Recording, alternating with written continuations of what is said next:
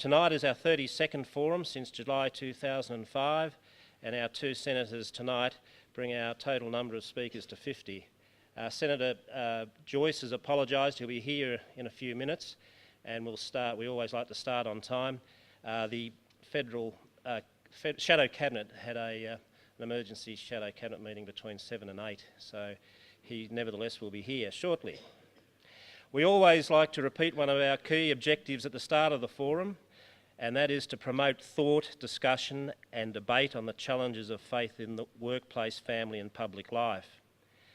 If anyone would like to learn more about the background and history of the forum, please have a look at our website. And I should also mention that we have come to an agreement with Catholic Life, an agency with the Archdiocese, and we're going to increase online access to the forum program. And for example, this program tonight is being filmed and will be uploaded to give people who cannot attend tonight access to both addresses and a question time. We already have other forums available online in either video or audio format for downloading. And we again thank Catholic Life who is assisting us to upgrade the database and online administration of the forum, and also obviously the filming of the forum. And all of this continues to be under the supervision and management of the St Thomas More Parish and our forum team. Shortly we will be upgrading the online payment ticketing options for the forum, and that will, particularly on cold nights, help to relieve the queues and pressure on the reception desk.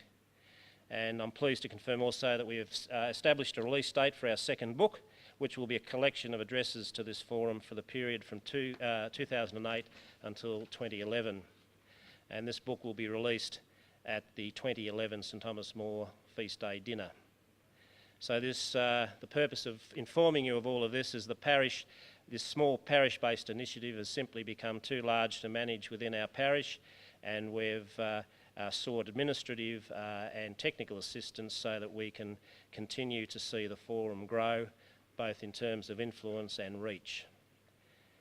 Okay, just on some nuts and bolts, if you need to pop outside or go to the toilets at the back of the hall, we close these doors so the speakers aren't interrupted, and you can go out the rear door. Please check your mobile phones, so either turn them off or put them on silent mode, please. Also, we're keen to build our database because electronic communication is the key to keeping you all informed. And if you haven't filled out already your email details, you'll have another opportunity before the end of the evening, and then we'll have a lucky draw. The question procedure, in the St Thomas More Forum, we only take written questions from the floor, and there are question forms and pens on most seats. During the forum, just write down your question and pass it to our team members, who will be standing at the side of the room, and just transfer the questions and we will put them to the senators. Our aim is always to maximise the number of questions and answers. Before we continue, we always have a spiritual reflection at this time, and I'm very pleased to invite Father Peter Rose, who's the chaplain to the Parliamentary Fellowship up to Parliament House. Would you welcome Peter? Thank you.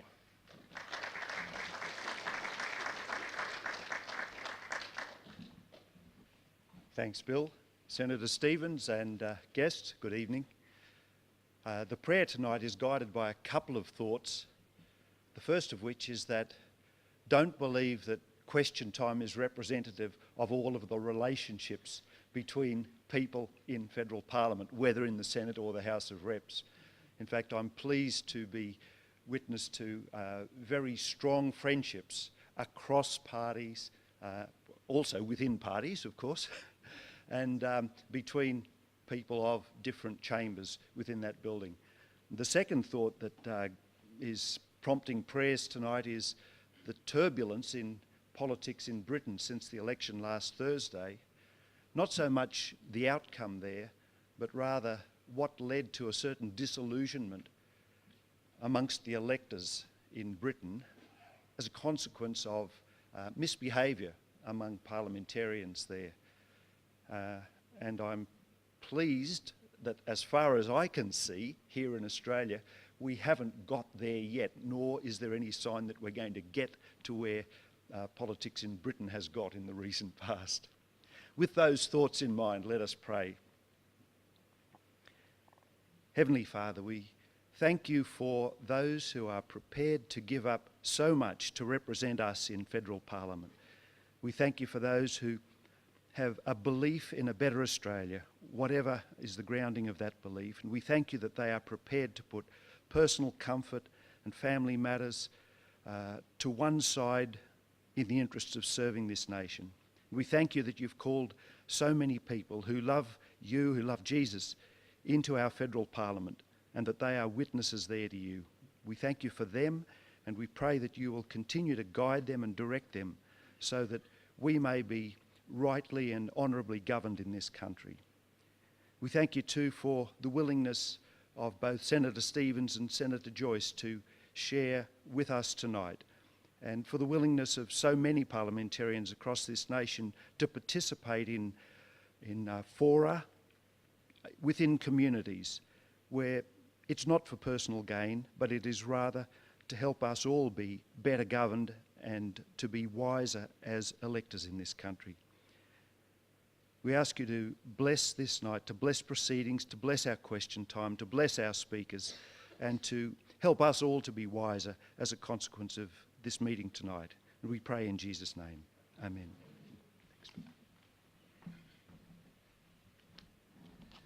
Thanks, Peter. Tonight's forum is how the Church should engage with our parliaments and public opinion. This topic does have special significance in this election year, when it is often stated that only secular views have a right to be in the public square. There are also those that believe that men and women of faith are just as entitled to participate in the great political debates of the day. And tonight we will hear from two senators who are in the front line, and although no doubt they have their political differences, they share certainly one thing in common, that is their faith. Tonight's forum will not be a debate, but the presentation of two perspectives from both sides of politics. It's now my pleasure to introduce Senator Ursula Stevens. Senator Stevens was born in Ireland and migrated to Australia when she was 7. She grew up in Grafton and studied at the Teachers College in Goulburn, and she has taught in Sydney and Goulburn and worked and studied in the Northern Territory for 2 years before returning to New South Wales. And she has run her own executive development and training business for 5 years. She was elected to the Senate in November 2001, and she completed her doctorate in public administration in 2005. Ursula Stevens is married with 4 children and is patron of a number of organisations, including the restoration of the historic St Peter and Paul's Cathedral in Goulburn. Would you please welcome Senator Ursula Stevens.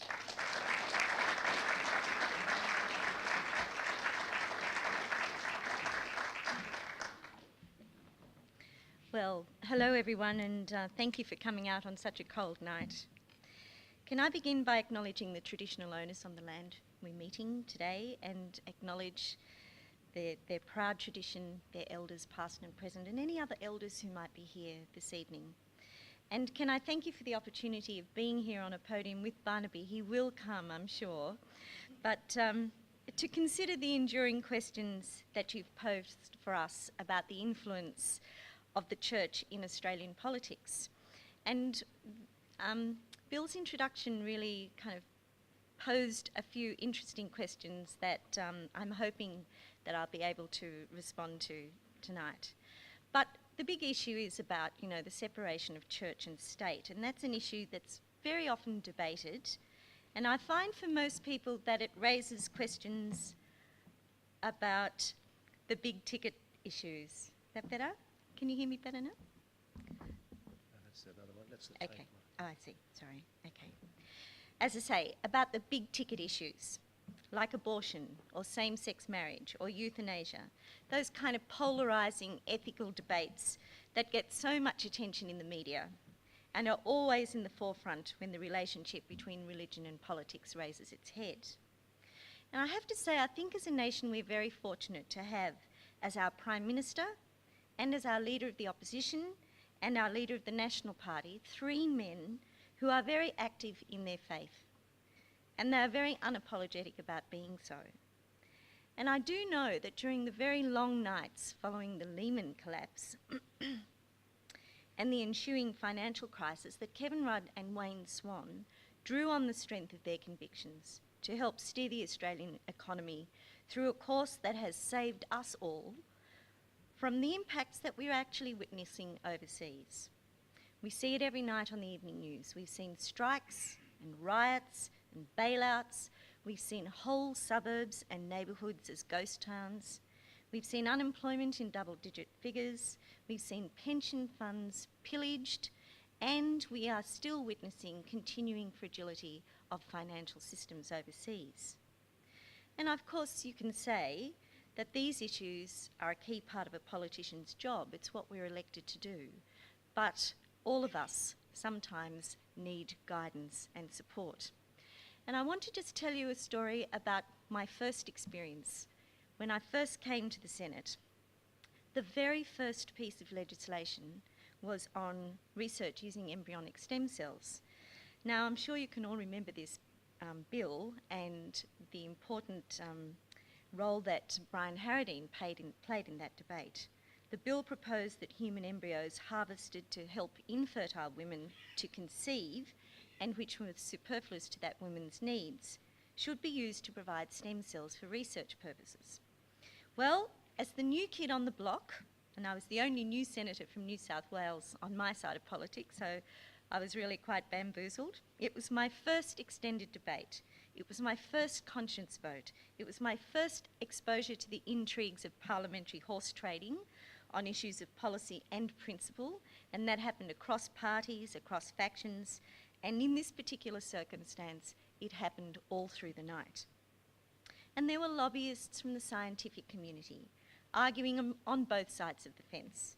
The big drug companies regaled us with information and statistics, and we had representation from Christian organisations and churches pointing out the ethical and moral implications. And we had academics who came and explained new biotechnological procedures in fine detail.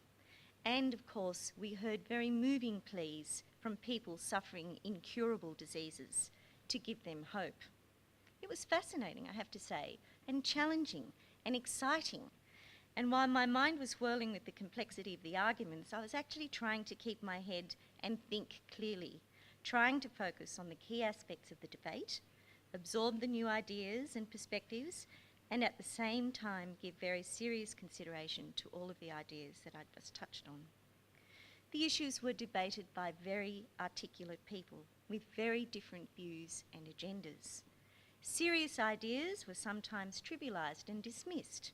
We're used to that, but what threw me in those very early days was the experience of seeing gifted, intelligent people presenting distorted and dishonest arguments in the guise of truth. So I started with this tale because it was such a learning experience for me, as it would be for most politicians. It was a kind of a baptism of fire, I have to say. And it was a process that's held in good stead in the past 6.5 years, because no sooner was that debate over than we embarked on another very controversial Senate inquiry and extended debate. And this time, you might recall, it was changes to the ASIO bill. Well, you might assume that my faith was brought into play much more in the stem cell debate than in the ASIO debate, but actually that's not the case. The point I want to make to you is the fact that politics and religion intersect all the time, and not just when those moral majority issues crop up.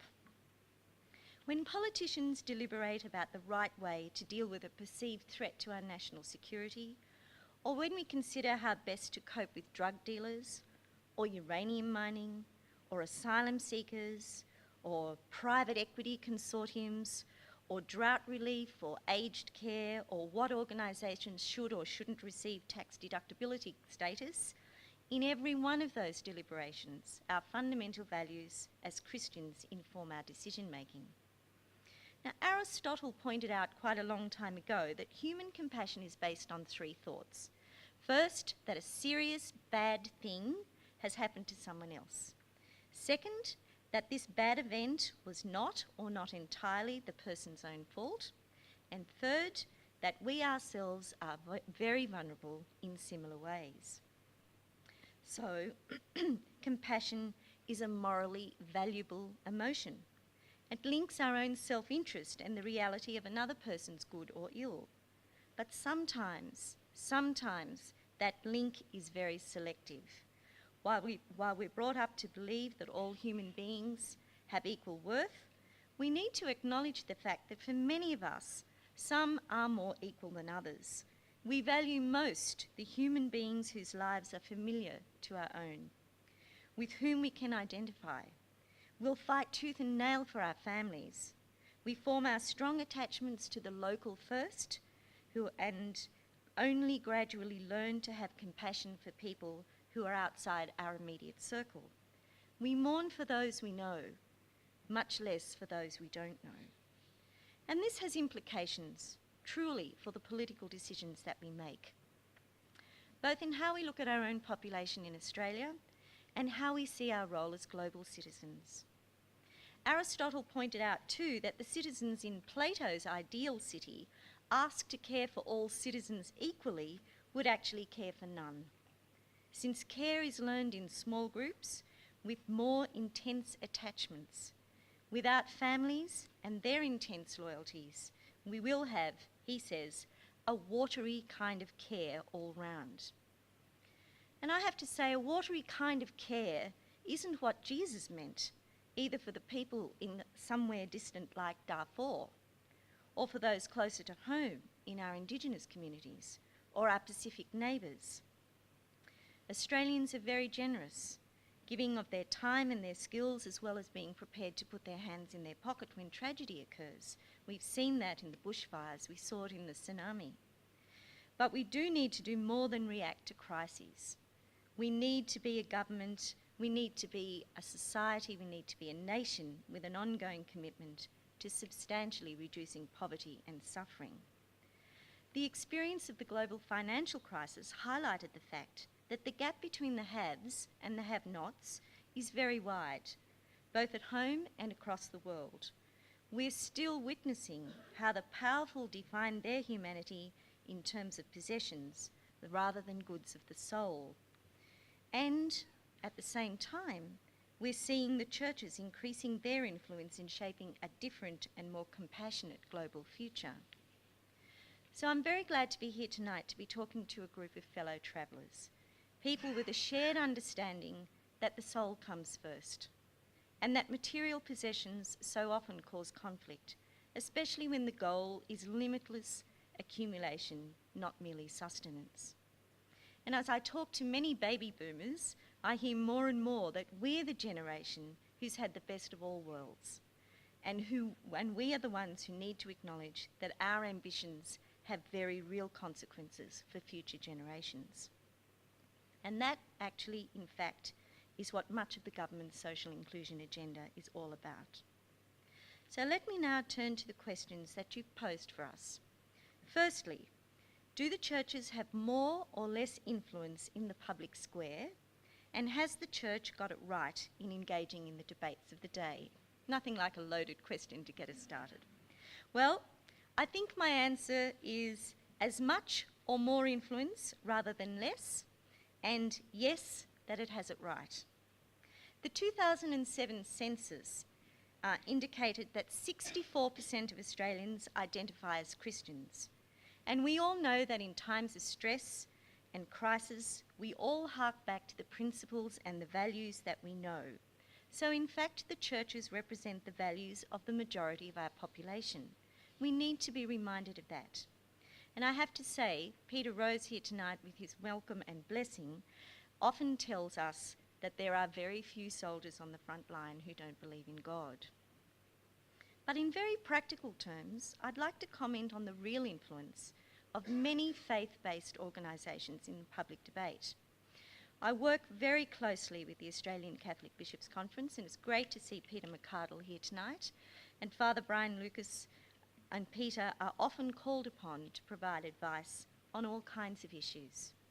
And let me acknowledge too that Catholic Social Services, Uniting Care, Anglicare and the Salvation Army are very influential in both policy development, shaping new initiatives, and again giving some frank and fearless advice about what may or may not adversely impact on vulnerable and disadvantaged Australians.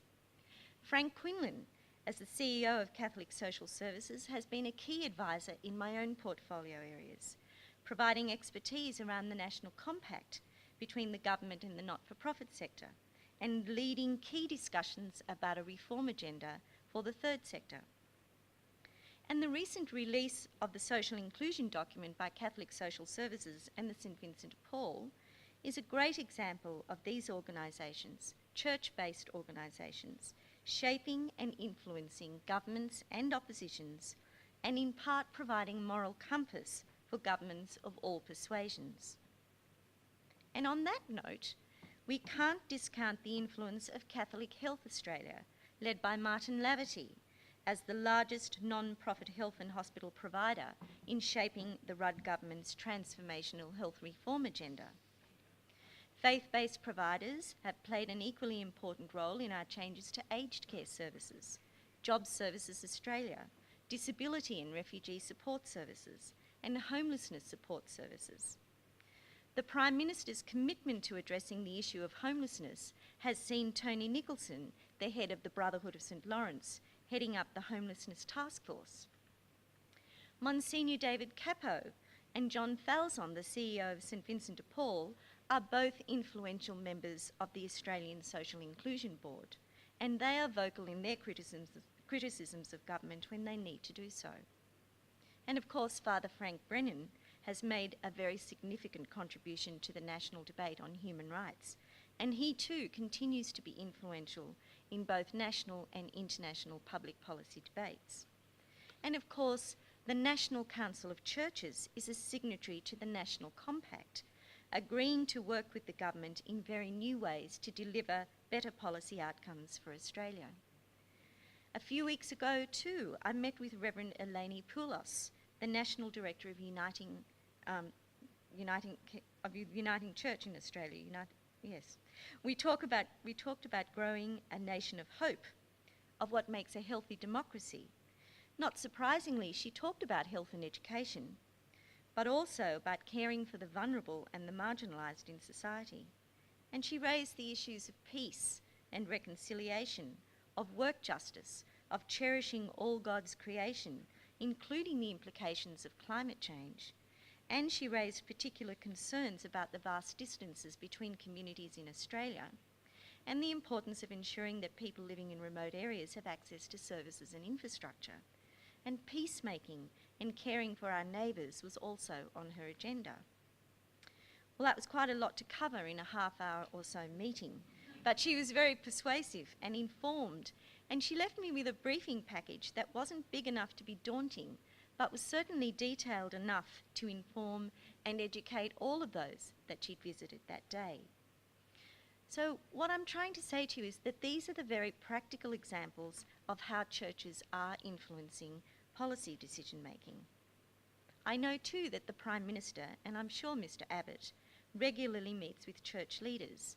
I know that Archbishop Mark and Bishop Stuart Robinson and James Hare are often in direct conversation with the Prime Minister when he's here in Canberra.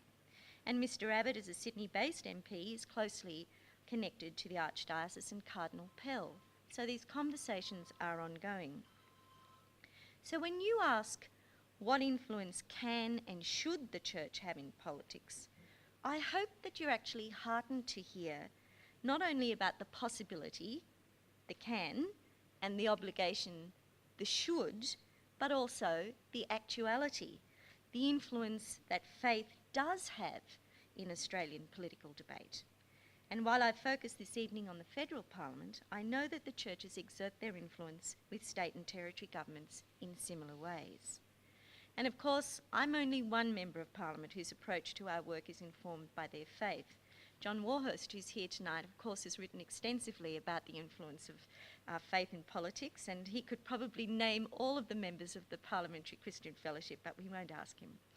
As president of the fellowship, though, I see it firsthand, and I'm sure Peter Rose does too. He's a marvellous chaplain to us, and he supports us in ways that people cannot understand or believe. He's wonderful to us. He would agree, I'm sure, that despite what you read in the media, despite the common cliche of power-hungry apparatchiks out of touch with ordinary people's lives, I can assure you that there are in fact members of Parliament who daily challenge entrenched complacency and greed and keep plugging away at the effort to make compassionate citizenship not just an ideal, but in fact a reality.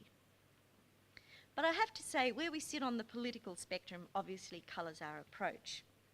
I can't imagine anyone on my side of politics suggesting that anyone under 30 should be made to up stakes and head to Western Australia or lose their income support. Up stakes and lose their social networks, their informal childcare, disrupt their children's schooling, pay through the nose for unaffordable housing. I don't think so. Or insisting that low-income families support the private health insurance of middle and high-income Australians. Or suggest that there's got to be emergency accommodation for people or systems to provide emergency accommodation for people who've got big problems, but we just can't stop people from being homeless if that's their choice, or if their situation is such that it's just impossible to look after them. Or suggest on overseas aid funding, let's stop throwing money to the hungry brown people. Or indeed, as I heard yesterday in the Parliament, that the government is, and I quote, a philosophical brothel of ideas where any virtue is for sale, purchased for popularity but never loved, beyond the dirty, grimy bed where these ideals have been laid down to be abused and deflowered by the Labor Party and by their cohort of senior ministers. I have to say, I did take offence at that. And I question the values that these kind of policy positions are based upon. Really, how can you meet seriously marginalised people with no sense of themselves, deeply and complexly disadvantaged, and not be challenged to change the policy environment and the structural arrangements that keep them in that state? I sincerely believe that we have to enable people to be principal agents of change in their own lives, to have greater power and control in their own hands, that's underpinned by clear reciprocal obligations. And this too is what the National Compact seeks to advance. So your next question that you've asked, what can the churches do better, especially in the lead up to the election? Well, thinking about the influence the church can and should have in Australian politics raises questions about how Christians in the community can assert their influence on policy and legislation. Practical questions about how you can and should use your commitment to help make the world a better place for all of us. Well, first of all, I think parish renewal is very important. Broadening the vocations within the churches, the opportunities to engage on the issues that are important, and investing in the future of Australia's most enduring institution, the church. To my mind, there's a close link between following Christ and being an active citizen. To help our neighbour, we need to get involved. To be able to be involved, we need to have a sense of belonging. To have a sense of belonging, we need to be part of a community.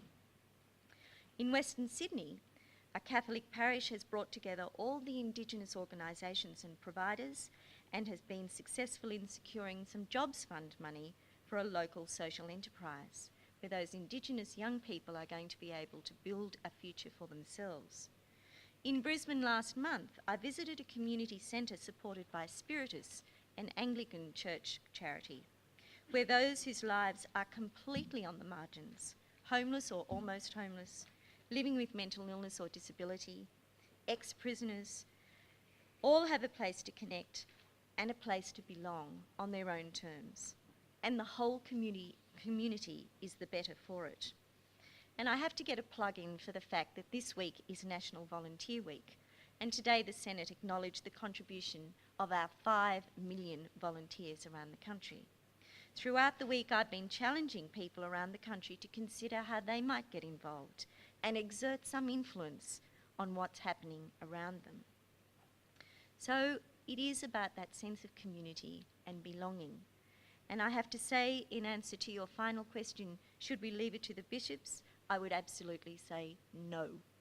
I'd like to encourage you all, as men and women rather than as academics or service providers or clergy, to stay informed and be connected. Consider how the Christian churches engage at the local community level, with each other and community, and not at a service delivery level, but at the spirit level. And where is the capacity for interfaith dialogue at the local level? We are a culturally and faith diverse nation. We need to build bridges. It's important for us to understand each other's approach to the common good, as well as understanding points of difference. So I recommend to you that you actually try to reach out and create opportunities for interfaith dialogue. Be prepared to do careful research and hard thinking and articulate thought leadership in new areas of policy challenges, as well as those we most clearly identify with the Church's mandates.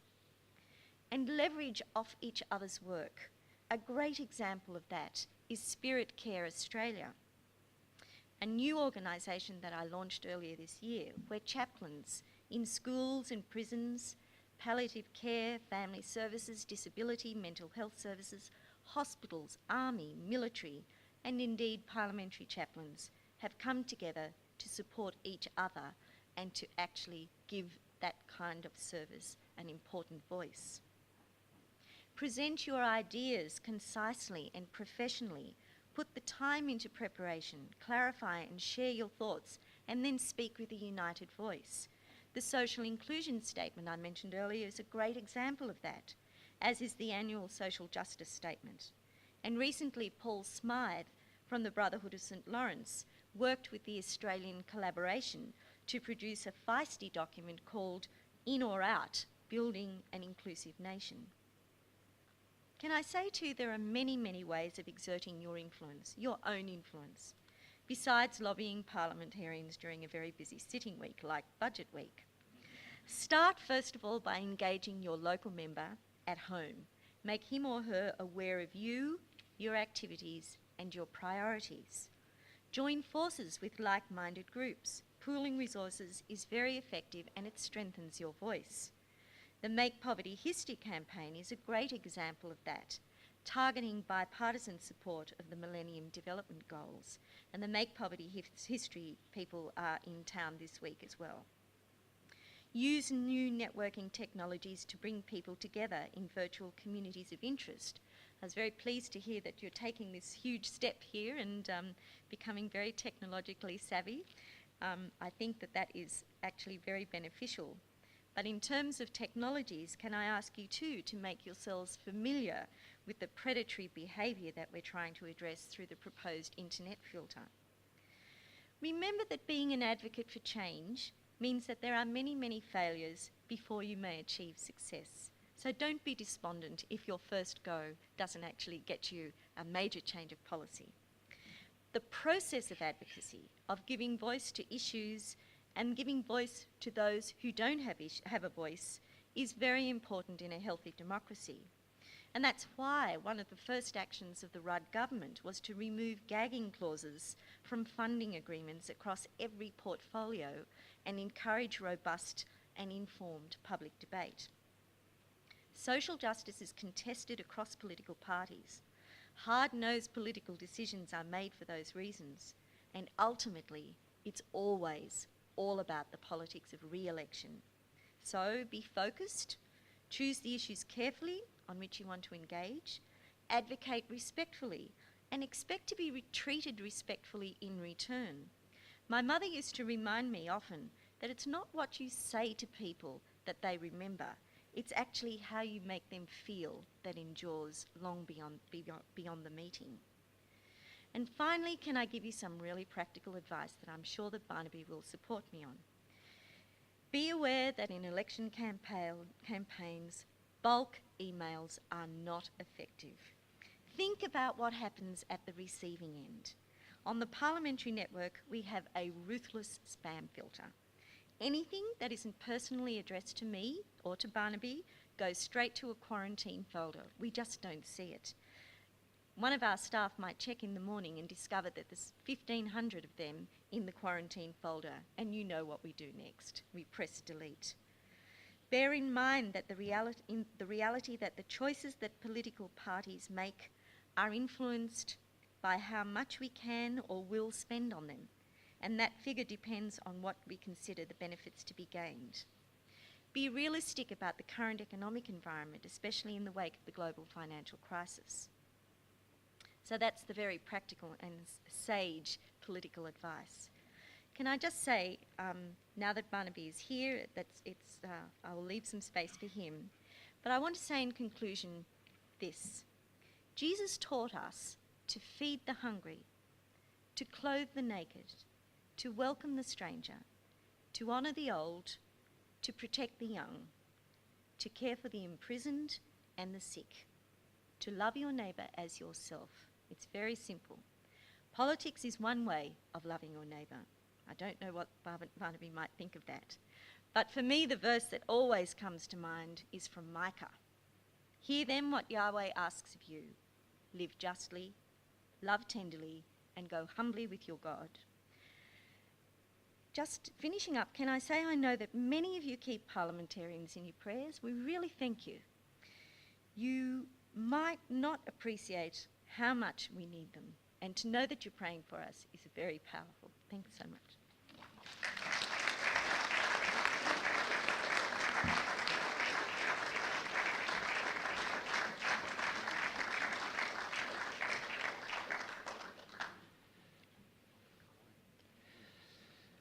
Thank you very much, Senator Ursula Stevens. It was a wonderful speech and very enlightening, and I'm sure many of us learnt many new ideas about approaching communication with government.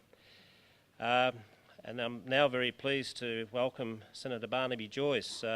It is budget week after all, and we do have a parliamentary secretary for social inclusion and the voluntary sector, and we do have a shadow minister, and we do greatly appreciate them making the time available tonight.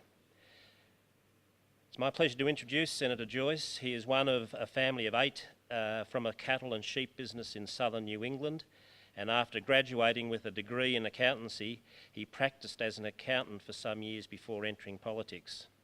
He was elected to the Senate in 2004 and then to the role of National Leader in the Senate in September 2008. He now serves as Shadow Minister for Regional Development, Infrastructure and Water. Would you please welcome Senator Barnaby Joyce.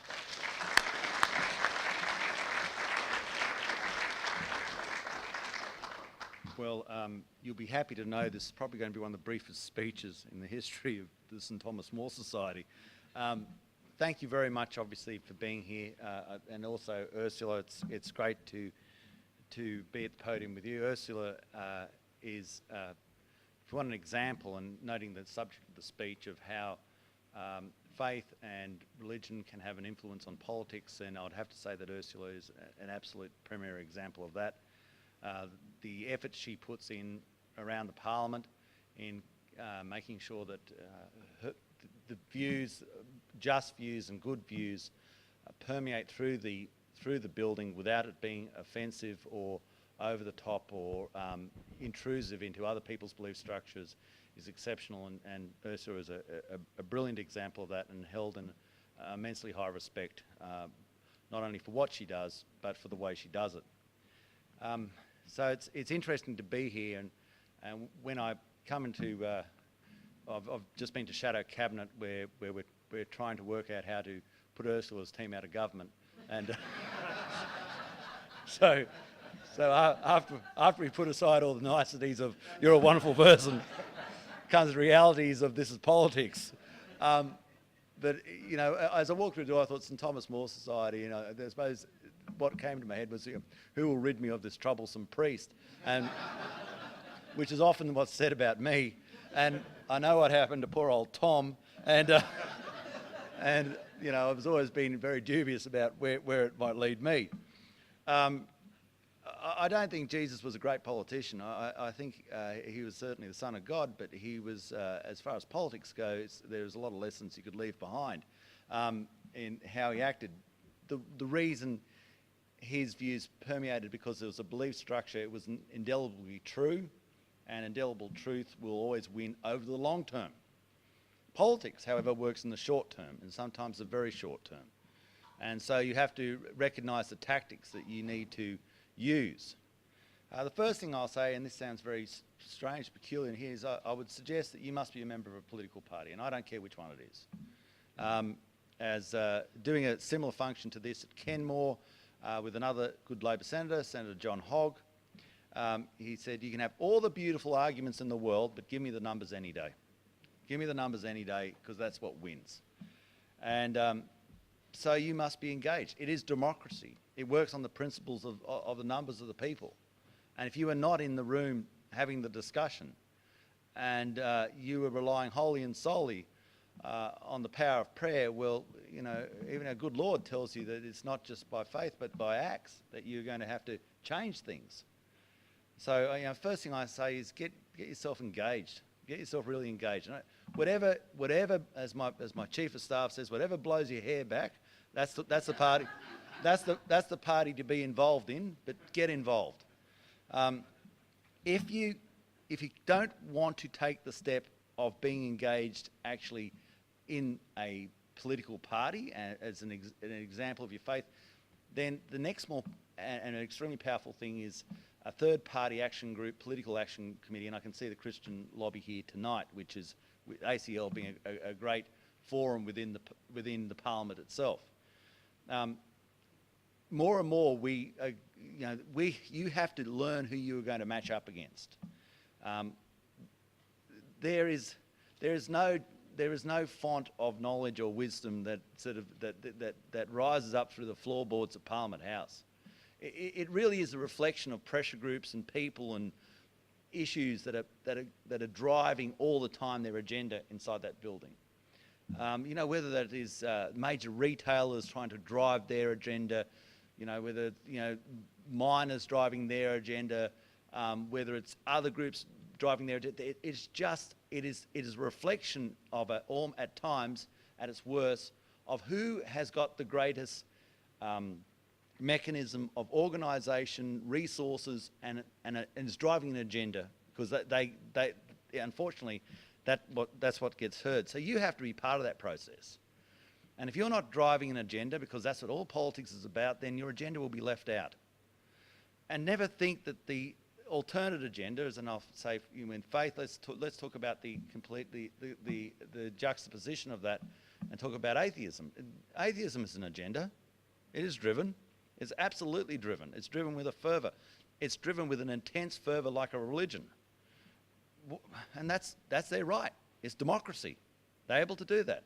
It's your decision as whether you want to drive the alternate agenda. Now, being here tonight means that you are actually doing that in some way, shape or form, and so for that you are to be commended.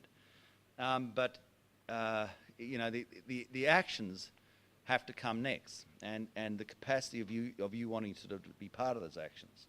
I also noted, for instance, Ursula's not only doing the work here, but she's also doing the Spirit Care Australia, your organisation. Well, this is another example of honest delivery of an ethos back to the Australian people via your Parliament. Public witness to your faith is always extremely important. If you have a faith, and if you're in a public position, you must give some reflection of that faith in the way you conduct yourself. And it's when that little voice in your head says, if I say this is really going to hurt, that's exactly the time you've got to say it. That's exactly the time you've got to say it. So a reflection of why? Because it's an acknowledgement to a wider community that you're still there. They thought you've gone, but you're still there. Whether that is in a public meeting, without trying to be gooey, gushy or saccharine, saying God bless or something like that, just to make people realise that there are people with a Christian belief and they still exist. And I think this is important. We don't have to, mimic some sort of American over-the-top saccharine, because it is not the Australian way. However, at the same time, in our own way, we must not completely, deny our faith, because if we deny our faith, we are leaving a vacuum for alternate mechanisms to come into place. And nature abhors a vacuum, and most specifically, it abhors it in that building up there. In the relationship between faith and politics, I think Canberra is an interesting place. Canberra's a wonderful town, but there's something going on in that building at times, and it's just not what, I don't know where, it's a world unto itself. I always try to drill down, it's very important for you to know this, that how I would see it from an outsider if I hadn't experienced it. If you were explaining it to someone, you would say it's like this. It is like a boarding school. It is very much like a boarding school, only this time it's co-ed with grog thrown in. Okay? So, and what happens within that boarding school is there's nuances, there's conceits, there's groupings, and you know how sometimes if you put people in a group, they can tell a joke and it's absolutely hilarious till they tell someone outside the school, and they just don't get it. And the reason they don't get it because it makes no sense. But you know, so there's a certain culture, and it works on itself, and it works on itself because people are put in place together for long periods of time, and you know, there's no privations, but all the ritual of political jousting and personal attacks and all the things that diminish the person, where people look for allies and they collect allies, and therefore there are groupings that are formed, and those groupings become impervious to inputs from the outside, and that's where, you know, you have to really work very hard to crack that shell, to get inside that shell and to make sure it's there. You should demand results, not ask, demand results. You have your key performance indicators of what you want, because if you don't, there's nothing better for any politician and political aim than people say, I just want you to feel good about me. You say, well, I can sign that one off right now. I'm feeling absolutely marvellous about you. Vote for me. You've got to actually make sure that you get, you know, real delivery of what you want into an agenda, and then have the diligence to follow it through to a policy document. And so that's what I want, and that's where it's going to be. Going back just to a few of the generics, what Ursula said about bulk emails, it's so right. I woke up one day and had 8,000 personally written emails. I can assure you I didn't read them. You know, you take a sample of them, you read a few of them, but if you just think, oh, well, I've sent them an email, therefore it's got to be more diligent than that. You've got to pursue it in a number of courses and ways and events. You should always be part of the public discussion. Letters to the editor. You know, you think, oh, who would read them? Well, the editor does. That's one, and so they therefore start to garner an opinion. They say, oh, we've got a big pile here that says, you know, this is so, and therefore they will run down and say, I think the change of the tack of the story should go in this direction.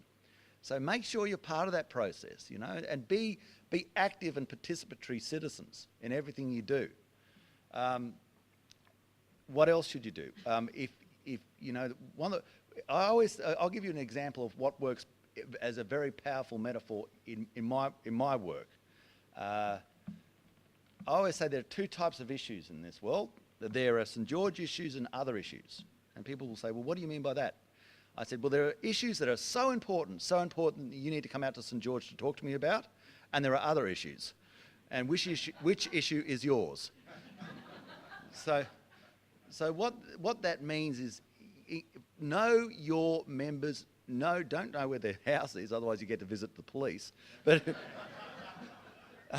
know where their office is, and don't be beyond just walking the door and saying g'day. For some of them, it's probably the first person they met all years. They'll be like, let's take this is a classic one that I always put up a bet for people. They want to be engaged, and they really want to be engaged. I'm not going to do it for Canberra because it's dead set easy, but let's pretend that you're all in New South Wales now. If you can name me the 12 senators from New South Wales, I will give you a case of beer as you walk out the door. And no, I'm not going to give you one, Ursula. But you know, this is engagement. These people are powerful people. They really are. If one of them changes their vote, they actually have to change policy because the votes are so tight. You might get kicked out of a party, or you might lose your ministry. but if you have the capacity to influence it in such a way as to change a person's vote, then that has real effect.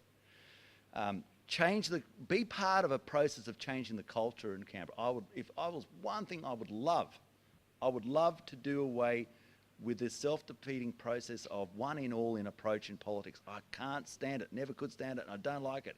This idea that you all have to vote this way, and if you don't, you lose your job. And that's in all parties, believe you me. There's no purer than the driven snow. It certainly happens in the Labor Party. It happens in the Greens. The Greens always say, oh, we're purer than the driven snow. Find one of them that's ever crossed the floor. And I'll give you a case of beer because it's never happened while I've been there. But we should be able to change the culture of this nation that says my senator has a head on his shoulder or head on her shoulder, and I give them the benefit of the doubt, and I know this person, and I have engagement with them in such a way that if my argument is strong enough and makes sense, that they will do what most normal, rational human beings will do and say, you are right, and now I'm going to vote accordingly. If we could bring that into our nation, what an incredible place it would be. What an absolutely marvellous, powerful place it would be. And I don't think it'd be pandemonium. I think it'd work well because you'd have exactly the same number of people on the other side or both sides, basically, and you'd turn the Senate into a real area of debate. Don't worry about what goes on in the lower house. They're just a waste of time.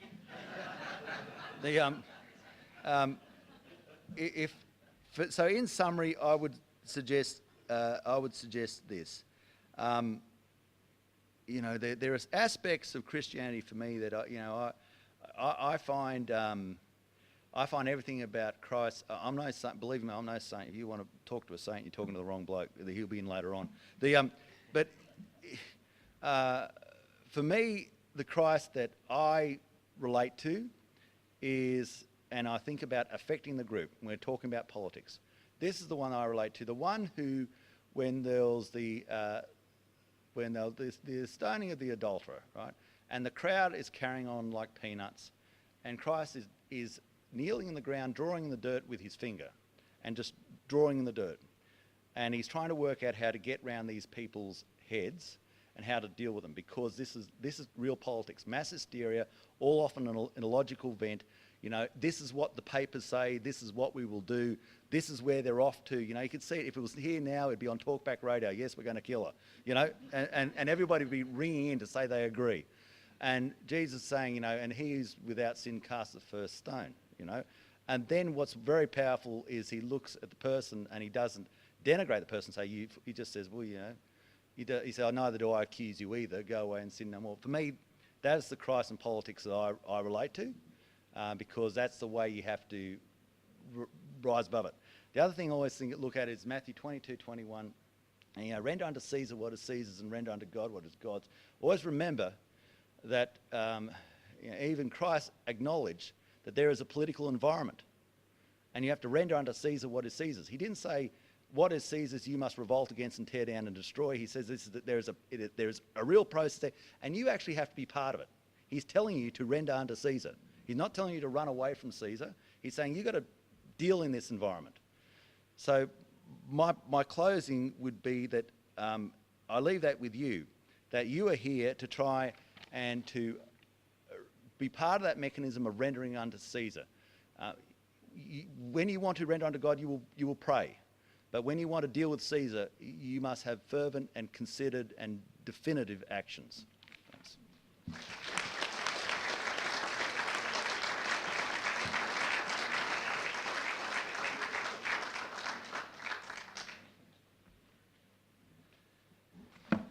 Thank you, Senator Joyce. Now we move to question time, so if you could start passing your questions up.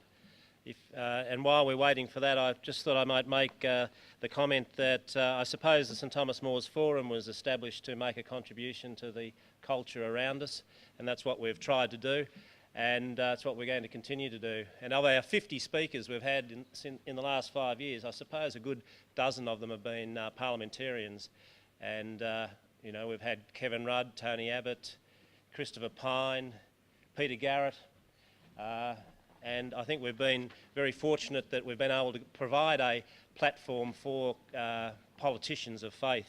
And we've got We're very happy to have Senators Stevens and Joyce here tonight. Okay, let's go. From Albert at Queanbeyan, as a Christian politician, can you accept the farce called democracy, where on Monday following the election, the same elite millionaires dictate policy direction while the needs of less fortunate Australians go studiously unaddressed year after year? Thanks, Albert. Senator Stevens. Yeah. She drew the short straw.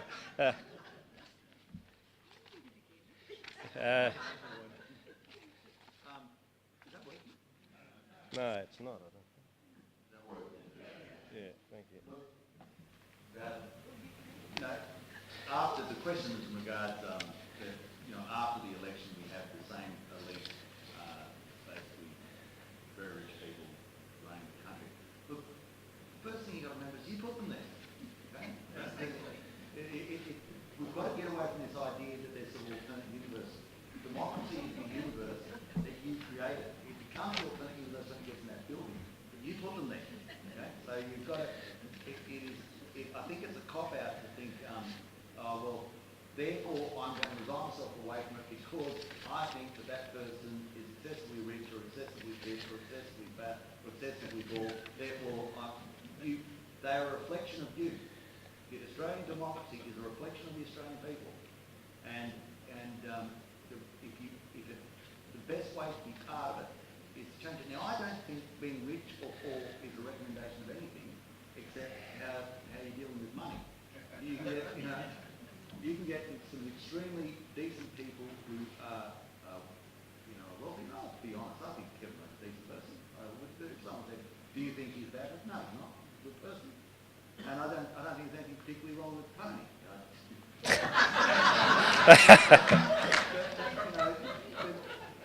The only way you're going to really, get inside this, be part of the process, be part of the political process, and then the person who's pre-selected will be a greater reflection of you because more of you turned up to the meeting than pre-selected. I have to agree with Barney. I'm sorry that I stumbled on the question, but I thought the question was actually about the UK. Let's make it about the UK. There's one coming up about the UK, so yes. But I do agree that the whole issue about we're very lucky in Australia that we have compulsory voting. Some people keep saying yes, but it actually is a constant reminder to people to actively engage in the democratic process, and you get the politicians you deserve. Thank you. Brian from Campbell is reflecting on a former UK parliamentarian. Tony Blair, a former British Prime Minister, recently converted to Catholicism, but he did not take this decision until after he retired from political life. Should this reflect adversely on Tony Blair, or does it reflect adversely on the British political system? I think it reflects on the realities of politics. And in the UK, of course, Tony Blair was reporting to Queen. Of course, he was the head of the Anglican Church. We had all known for a long time that Tony Blair was very interested in Catholicism, and in fact, he had had Sure, yeah. But it is a very personal decision to be made in a political environment. I respect Tony's decision. Yeah, look, I think in some of the peculiarities of the political environment, you work within. For instance, we've got to be a little bit careful when we try to change something. Remember, there's been pressures in our parliament to change having the Lord's Prayer read, and I'm dead against that. And I say it's part of our parliament and it's part of our nation, and it's not compulsory for you to turn up and say it. So don't complain about us who do. To go with the flow on a few of these things, if they're good, is a bit of a sacrifice you make. Question from Lisa Studder of Ainslie. Senator Stevens, you gave an impressive list of individuals who have visited you and been of influence in the Parliament. It was notable also for lack of gender diversity.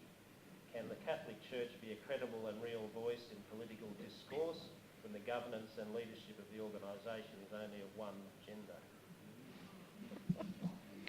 Well, I'm sorry that the names that I mentioned are actually all men, well, almost all men. I don't think that that is my experience when I travel around the country and I'm engaged with people in organisations, and particularly this question is around the influence of the Catholic Church and Catholic organisations. So it doesn't matter to me whether I'm talking to the lovely nuns in Broome about the work that they're doing. What I see is people who are trying to engender change in their communities in whatever ways they can. The question that goes to the issue about power structures within the Catholic Church, of course, is a very vexed one. And I think that I am of the view that there are very important roles, leadership roles within the church that women should take on and should be prepared to accept.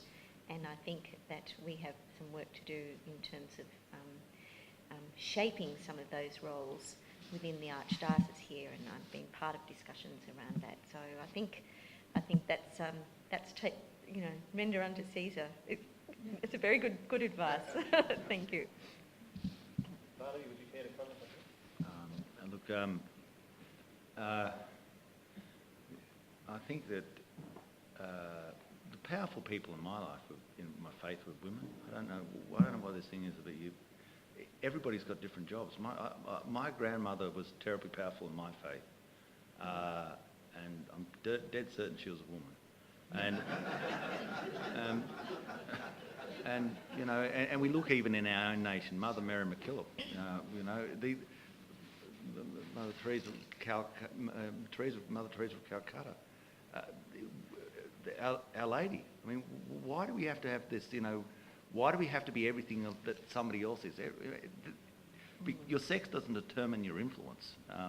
Your influence is your influence, and you just and it's a wonderful outcome in either direction. I'm very happy with my engagement. I'm not trying to give away too much here, but if I say the Rosary, I'm happy with the engagement I have, having Our Lady advocate on my behalf for the things that I'm having a bit of a trouble with getting through. But I'm happy with how it works, and I don't think any person's diminished by reason of their sex. No. Thank you. Earlier, actually this is a question that we posed in our invitation. Senator Stevens did address it, but Senator Joyce, do you believe the churches now have more or less influence in the public arena than they did in past generations? Well, I'd have to be honest, probably less than they used to. I think it's a statement of fact. Okay, and let's put some meat on that bone, on something we've just mentioned. Do you think if we started the Parliament now that they'd have the Lord's Prayer at the start of it? No, these traditions come through, and we, hold fast to your tradition, well, the Tante's tradition is. But I think that we try to be so politically correct that we put ourselves out of the game at times. Why do we do that? Are we so ashamed of our faith that we think it's a bad thing? I think the world is a better place with our faith. I genuinely think that the core principles that sit underneath it are good, are really good. So, I think we've become weaker because people have sold us the argument, and we've taken them and we've bought it off them, that it is politically incorrect for us to mention anything about what we believe in. Well, I think you should.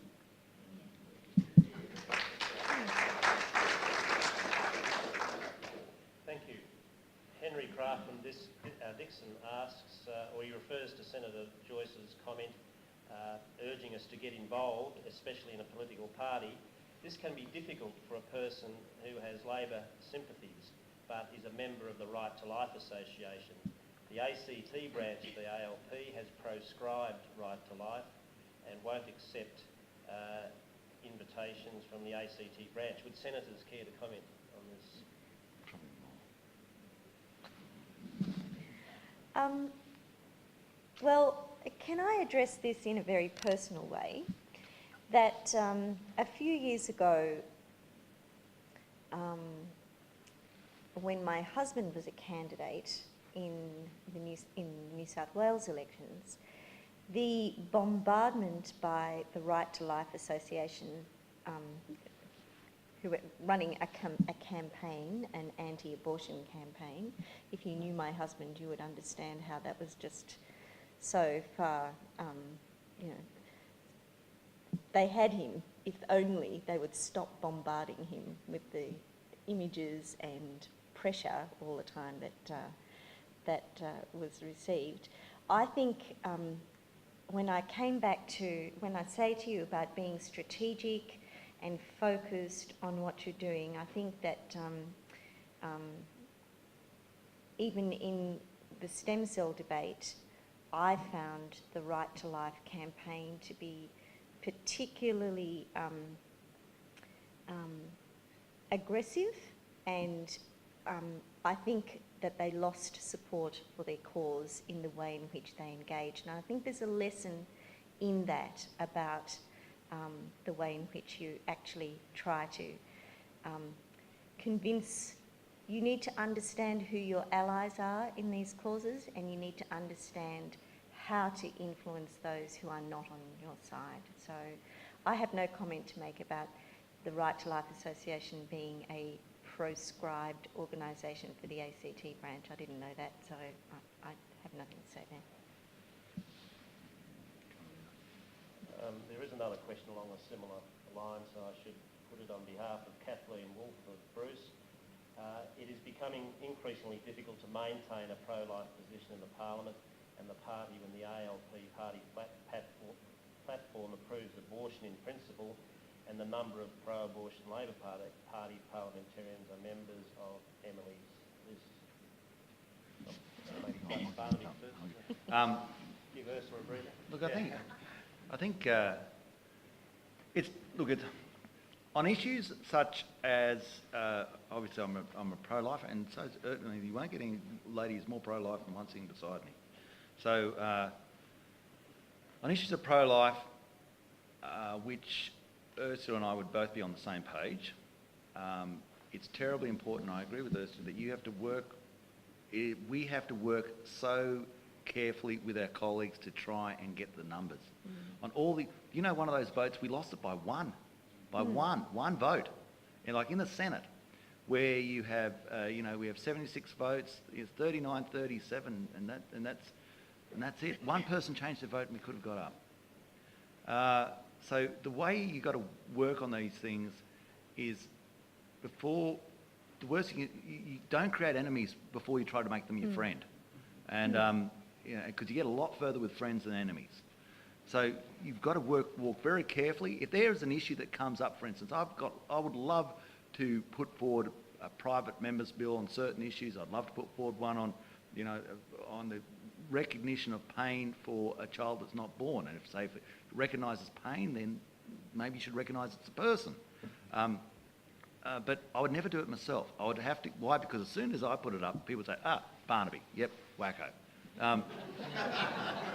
So this is all part of the art of politics of trying to get good people to go forward with ideas on these big issues. You don't put yourself forward, you put the issue forward and tactically work as best you can to get that consensus of people, because you're looking to the centre and thinking, will Senator A, if we do it this way, can we just move them across?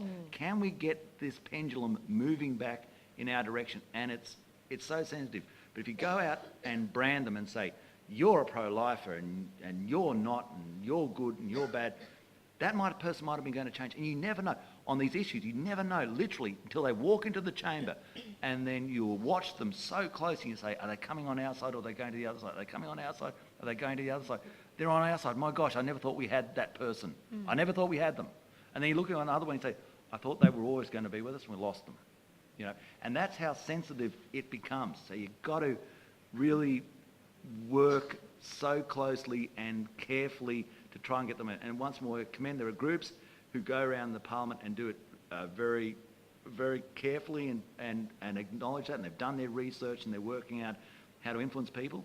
But I mean, I'm bolshy. I like the strong sort of pro-life position, but I also acknowledge fully that for other people that won't win me their vote, that'll lose me their vote, and that's the last thing I want. I totally endorse what Barnaby's just said about the subtleties of lobbying and shifting people's votes. Getting back to the question, I think it's quite important. I'm not a member of Emily's List because of that very fact that you're asked to actually sign a pro-choice, as it's described, pledge, and to vote that way in the caucus. But I have to say, I'm sure it's the same in Barnaby's party room. People respect your position, and in the time that I've been there, I'm sure it's because they figured out before I got there where I would line up on these issues.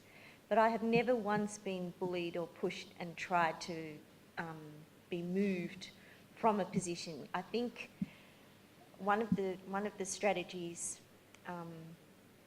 some of our friends here would acknowledge is that if you can have some good people who are strong in the early part of the debate and actually provide the leadership to others, the waverers are more likely to come with you than if you kind of play the silly bugger politics of, maybe, maybe not, and be duchessed by people around the parliament to kind of go one way or the other. And I mean, it did get to some ridiculous debates in the stem cell and the RU486 debates, where I think the really frustrating thing for us was to see 2 days before the vote that major newspapers had printed, the voting intentions of the senators, when we knew that there were probably 4 or 5 on the voting for RU486, that were working so carefully behind the scenes to kind of bring them to our position, and that was the one we lost. And I think on the basis of the public pressure from the media, that really didn't help. Thank you. I thought those two responses were very insightful and very instructive. I think we should.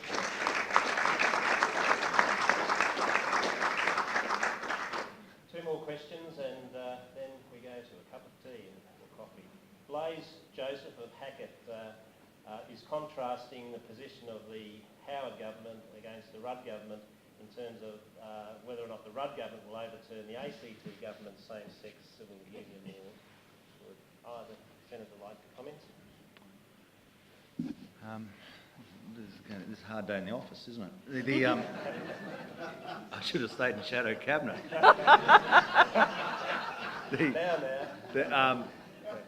Look, obviously, I believe. I mean, see, that's the trouble when you get. I believe, and that's the first problem you've got, because other people say, "Well, I don't believe what you believe." So there's different. Families between a man and a woman, it's just the way it is, and it just makes life so much, but so much. The reality is, let's talk about primary issues. It's for the child. The relationship that child has and what makes their life easy. If you think life is a bowl of whatever they are, hibiscus roses, that azaleas, camellias, are they? Camellias. I know there's something else. But you got to present in this area. You go down to people where you have to say it is about the child. It is about what's reasonable for that child. It is how that child is going to, despite your best intentions, what's going to happen to that child and how they are affected in their formative years, growing up. The reality is a bad mother's better than 2 fathers, and if you got a choice between a mum and a dad, I'd rather have a mum and a dad, even if mum or dad aren't up to the job, than 2 mums or 2 dads. And but this becomes a very offensive argument for people who then will really challenge you, and it'll be on for young and old. But these one of these political decisions where you either believe in that or you don't, and if you don't believe in it, then you can't really come up with a sort of an expression of a family that you know in your heart is not a family, and therefore you have to put your name down on the vote and vote accordingly. I would,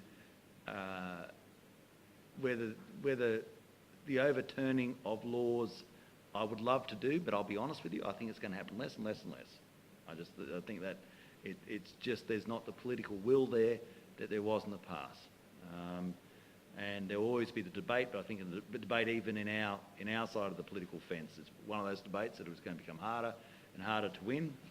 And so it comes back to reinforcement at the local level. Remember, it's a reflection of your position. If they see a reflection in the community that is overwhelmingly against it, that's overwhelmingly against civil unions, then you've got a better chance of getting it through up top. But if you think the capacity for a silent group to change an issue like that is non-evident, and I'd have to say that the gay lobby is extremely well organised and extremely powerful in how they work. If you want an example of a group that's very successful in how they lobby, well, they're very successful at how they do it, and maybe people should borrow a page from their book of how they go about it and how they organise and how absolutely 100% focused they are on how they go about doing their work. And see, what we do is we sit back quietly and think that, oh well, their focus and attention we can somehow beat by, by just hoping things fall our way. Well, it won't. You've got to be just as focused and as diligent as them if you want to change things around. Well, I have a slightly different position in the sense that I too agree with Barnaby that marriage is, the traditional concept of marriage is between a man and a woman, and that's the way it's going to be. The question was actually about whether the Rudd government will overturn the civil union legislation in the ACT, and I know that the Prime Minister managed to negotiate with John Stanhope to delay the introduction of that legislation, and the Attorney General had what we might call robust discussions with the ACT government about it. However, I can't tell you what's in the mind of the Prime Minister now about whether or not he'll overturn it. But I do have the position where, as the Parliamentary Secretary for Social Inclusion, this issue is on my plate every day. It's whether or not children who are living in same-sex families are being cared for. I do actually worry that that Barnaby would say that a child living with a not very good mum and a dad isn't better off than two loving women or men who are acting as parents. But if we go to the care of children, I think that that's very, very simple. The point that Barnaby makes about learning from the gay lobby, I think is really fundamentally very important. A very vocal minority, very wealthy minority. When you look at where you see the gay and lesbian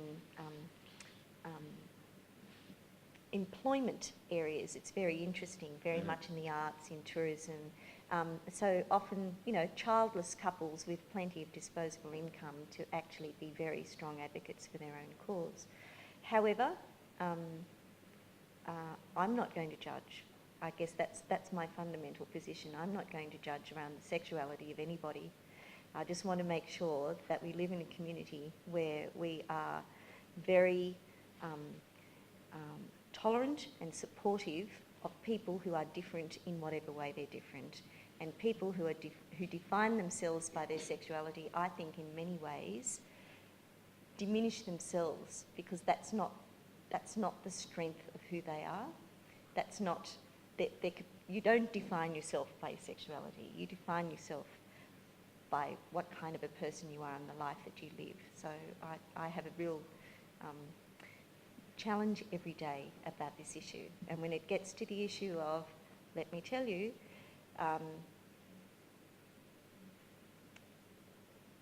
lesbian, gay, bisexual, transgender and intersex lobby groups, I get them every day, and that and transgender, that kind of takes you into a whole different space, and it takes you into a very complicated mental health space that most of us don't even need to go there. Last question, last but not least, Ray reflects on the Mother England. There is a certain lack of commitment in Mother England to have Catholics assume high office. What are your opinions on the facts that under current British law, kings and queens of England, who also become the head of state of Australia, cannot be a Catholic? Lucky last. Go, Barnaby. Go, Barnaby. I feel like I've just arrived at Evelyn Waugh's Brideshead Revisited, you know, the retribution of the Catholics in England. Look, I don't know. I've never wanted to be the Queen of England. You know, Given our previous question. and I couldn't think of a worse job than to be the king. Imagine he'd be like living in a goldfish bowl. People who yearn after this job, I think if they had it for a week, it'd be a curse. You know, you're full-time fodder for new idea, and so yeah, it doesn't worry me. It doesn't worry me. I personally always like the idea that there's someone who can sack the Prime Minister. I do, because even I could go off my head, and I like the idea that there's someone who can get rid of you. So you know, and so that's important. So I'm attracted to whenever someone talks about, you know, Republicans and all this. If someone said, well, if we had a completely minimalist change, like that is, the Governor-General gets called the Governor-General, Crown Land's still called Crown Land, everything goes on exactly as it did before, then I think there'd be very few arguments. People just say, oh, let's go. But every time they go down this path, they say, and whilst we're doing that, we're going to have, you know, equal rights for cabbages and peas and a whole range of other things. And then you say, now you've lost me, you know. It's you know, as long, if for me, my affection towards the current constitutional system is that no one's advised me of the right that I am currently deprived of, except that I can't be the King of England. And I never actually wanted that job, so I'm quite happy with it.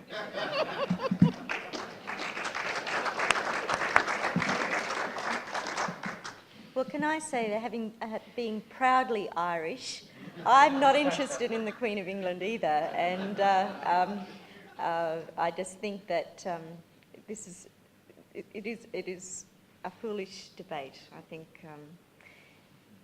history has created this precedent, and we'll all get over it. One day. Could you join with me in thanking our senators for